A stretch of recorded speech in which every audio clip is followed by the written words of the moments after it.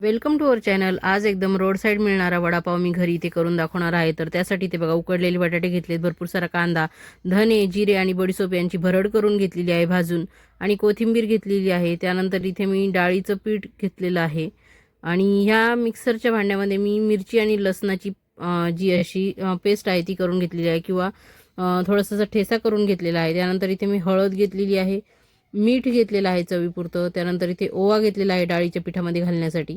तर हे सर्व साहित्य वापरून आपण मस्त असा सर्वांच्या आवडीचा वडापाव इथे आज बनवणार आहोत।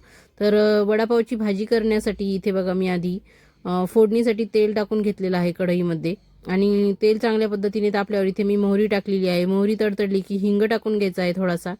तर तुम्ही देखील अशाच पद्धतीने घरी वडापाव बनवत असाल तर नक्की मला कमेंट करून सांगा। तर इथे बघा मी व्यवस्थित असा हा कढीपत्ता चिरून घेतलेला आहे, कारण माझ्या लहान्या मुलाला मोठी मोठी पानं टाकली की आवडत नाहीत। त्यामुळे इथे कढीपत्ता बारीक कट करून यामध्ये टाकून घेतलेला आहे फोडणीमध्ये, आणि भरपूर सारा कांदा चिरून इथे मी घेतलेला आहे। तर अशा पद्धतीने हा कांदा इथे घालून घेतल्यानंतर चांगला 2 ते 3 मिनटं याला मी परतून घेणार आहे। तर तुम्हाला देखील माझ्या पद्धतीने वडापाव करायचा असेल तर माझी रेसिपी तुम्ही संपूर्ण बघा, आणि आवडल्यास चॅनलला सबस्क्राईब करा, व्हिडिओला एक लाईक नक्की करा आणि इतरांना शेअर देखील करा।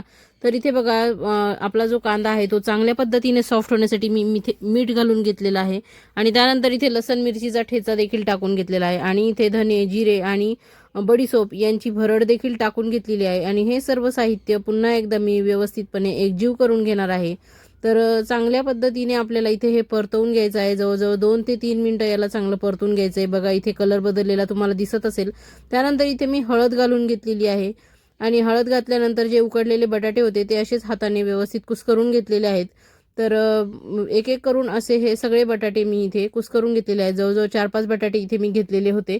तर सर्व बटाटे इथे कुस्करून घातल्यानंतर भरपूर सारी इथे कोथिंबीर घालून घेतलेली आहे, ती देखील इथे मी व्यवस्थित पद्धतीने चांगल्या पद्धतीने आपण ही जी बटाटा आणि कोथिंबीर टाकलेली आहे ती मिक्स करून घेणार आहोत।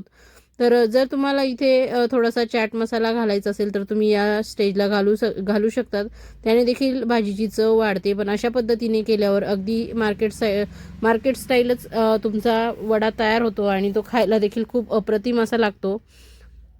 तर भाजी आपली तयार झालेली आहे, ती गार होण्यासाठी मी साईडला ठेवून दिलेली आहे। तोपर्यंत आपण इथे हे डाळीच्या पिठाचं बॅटर तयार करून घेणार आहोत, ज्याच्यामध्ये की मी हळद टाकलेली आहे, ओवा टाकलेला आहे, आणि इथे मी मीठ टाकलेलं आहे। तर हे सर्व मिश्रण आपण थोडं थोडं पाणी टाकून व्यवस्थित कालवून घेणार आहोत। खूप जास्त पातळ नाही आणि खूप जास्त दाटसर असं पीठ आपल्याला भिजवायचं नाही आहे। तर अगदी जसं आपण भज्याला भिजवतो किंवा मग बटाटे वडे वगैरे करताना जसं भिजवतो त्याच पद्धतीने आपल्याला हे पीठ भिजवायचं आहे। आणि सरसरीत असं हे पीठ झालेलं पाहिजे, फ्लोईंग कन्सिस्टन्सीचं पीठ पाहिजे, पण खूप पातळ आपल्याला करायचं नाही आहे। त्यामुळे इथे थोडं थोडं पाणी टाकायचं आहे, भस्कन एकदम एवढं मोठं पाणी टाकून आपल्याला हे पीठ भिजवायचं नाही आहे। तर अशा पद्धतीने चांगलं याला फेटून घ्यायचं आहे, त्यामुळे वडे आपले एकदम छान होतील। आणि 2 चिमूट एवढा मी सोडा इथे घातलेला आहे। जर तुम्हाला सोडा घालायचा नसेल तर तुम्ही जे वडे तळण्यासाठी तेल ठेवलेलं आहे त्यातलंच कडकडीत तेल यामध्ये 1 ते 2 चमचे घालून घ्या। तर इथे बघा आपल्याला वडापावसाठी चटणी करायची आहे, तर त्यासाठी इथे मी बघा हे असे नुसतं जे डाळीच्या पिठाचं आहे ते इथे कढईत टाकून तळून घेणार आहे। तर जी सुकी लाल चटणी असते बघा पावच्या आतमध्ये, ती चटणी आपण तयार करण्यासाठी अशा पद्धतीने हे तळून घेणार आहोत, आणि छान कुरकुरीत होईपर्यंत या कढईमध्ये आपल्याला हे तळून घ्यायचं आहे। तर व्यवस्थित पद्धतीने छान कुरकुरीत हे झाल्यानंतर मी इथे काढून घेणार आहे। तर हे एकदा तळले, आणि अजून एक बॅच याची तळून घेतलेली आहे। अशा पद्धतीने 2 बॅचमध्ये मी हे तळून घेतलेलं आहे आणि एका प्लेटमध्ये काढून घेतलेलं आहे। तर तुम्ही देखील अशा पद्धतीनेच चटणी तयार करतात का? आणि एकदम साधी सोपी रेसिपी आहे, त्यामुळे घरीच करून तुम्ही मुलांना खाऊ घालू शकतात। तर बघा ही चटणी करण्यासाठी मी इथे लसण टाकलेलं आहे, आणि हे जे आपण डाळीच्या पिठाचं तळून घेतलेलं आहे ते इथे टाकून घेणार आहोत। तर त्यामध्ये तुम्ही थोडंसं सुकं खोबरं देखील तुम्हाला आवडत असेल तर घालू शकतात, आणि भरपूर सारं तिखट इथे घालायचं आहे, आणि चवीपुरतं मीठ घालायचं आहे। त्यामुळे एकदम छान लालबुंद अशी ही चटणी तयार होते। तुम्ही म्हणजे जे तिखटवालं तिखट आहे ते आणि कलरवालं तिखट असं टाकू शकतात, त्यामुळे चटणीचा रंग खूप छान येईल। माझ्याकडे कलरवालं तिखट नव्हतं म्हणून मी आपलं रोजचंच तिखट टाकलेलं आहे आणि मीठ टाकून घेतलेलं आहे। त्यानंतर इथे मी मिक्सरला हे बारीक वाटून घेणार आहे। तर अशा पद्धतीने बघा मिक्सरला ही आपली चटणी सुकी तयार झालेली आहे. तर आपण आता मस्त जी भाजी आपली गार झालेली आहे त्याचे छान असे गोल गोल आकारामध्ये वडे करून त्याला चपटा असा आकार देणार आहेत.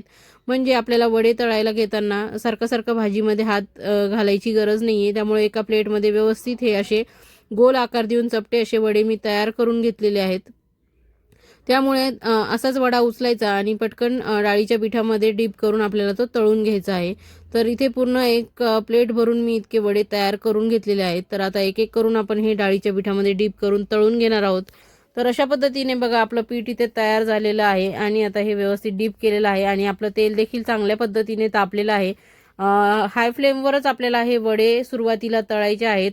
तर एक एक करून मी इथे पहिल्यांदा 2 ते 3 वडे घालून घेतलेले आहेत आणि खालून व्यवस्थित याला सेट होईपर्यंत बिलकुलही धक्का लावायचा नाहीये. चांगले हे खालच्या साईडनी सेट झाले की मग आपल्याला झाऱ्याच्या साह्याने याला पलटून घ्यायचं आहे आणि छान रंग बदलेपर्यंत याला आपल्याला तळून घ्यायचं आहे. त्यामुळे आपला वडा कुठेही कच्चा राहणार नाही. सुरुवातीला हाय फ्लेमवर तळा आणि नंतर थोडीशी मीडियम फ्लेम केली तरी देखील चालेल. तर अशा पद्धतीने मस्त हे वडे आपले तयार होतात. जर तुम्हाला पाव आवडत नसतील तर तुम्ही असे वडे देखील खाऊ शकतात आणि पावसोबत आवडत असतील तर पाव आणि वडा असा वडापाव तुम्ही खाऊ शकता. तर अशा पद्धतीने बघा मस्त हे वडे मी इथे तळून घेतलेले आहेत. तुम्ही देखील तुमच्या घरी तुमच्या मुलांना असे वडे घरी तयार करून खाऊ घालतात का? किंवा तुमच्याकडे वडापाव जास्तीत जास्त कोणाला आवडतो हे मला कमेंट करून सांगा. आणि तुम्हाला असा वडापाव करायला घरी आवडतं का? की तुम्हाला बाहेरचा वडापाव आवडतो ते देखील मला कमेंट करून सांगा. तर अशा पद्धतीने बघा मस्त कलर बदलेपर्यंत मी इथे वडे तळून घेतलेले आहेत. आणि वडापाव म्हणलं तर मिरच्या तर तळाव्या लागतीलच ना. त्यामुळे भरपूर साऱ्या मिरच्या इथे मी छान पोटं फोडून तळून घेतलेल्या आहेत. पोटं फोडल्यावरच मिरच्या तळायच्या आहेत. जर तुम्ही अखंड डायरेक्ट मिरच्या टाकताल तर त्या तुमच्या अंगावर उडण्याची शक्यता आहे. किंवा मग मिरच्या तुम्ही कढईत टाकल्यानंतर त्यावर झाकण ठेवा. पूर्ण तळून झाल्यानंतर त्या बाहेर काढून घ्या. तर अशा पद्धतीने बघा आपले वडे देखील तळून झाले, मिरच्या तळून झालेल्या आहेत आणि पुदिन्याची चटणी माझ्याकडे घरी होती. चिंचाची चटणी मी विकत आणली होती.